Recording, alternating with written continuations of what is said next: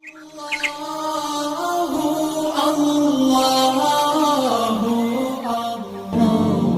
رضی بما قسم اللہ لہ، جو راضی ہو گیا جو اللہ نے اس کے لیے رزق کو تقسیم کیا، یعنی تقدیر میں لکھا، بارک اللہ لہ فیہ ووسعہ، اللہ تعالیٰ اس کے لیے برکت ڈال دیتے ہیں اور اس کو فراخی عطا فرما دیتے ہیں۔ پھر جو بندہ اللہ سے راضی ہوتا ہے، اسرع الناس مرن علی الصراط،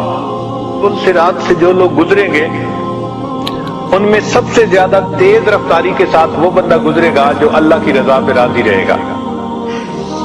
پھر جلساء الرحمن یوم القیامہ، کہ جو بندے اللہ سے راضی ہوں گے وہ قیامت کے دن اللہ تعالیٰ کے ہم جلیس ہوں گے، مجلس میں بیٹھنے کی ان کو سعادت نصیب ہوگی اور اللہ کی ان کو رضا حاصل ہوگی اور ان کو افضل درجات حاصل ہوں گے جنت میں۔ پھر ان کو اجر عظیم حاصل ہوگا،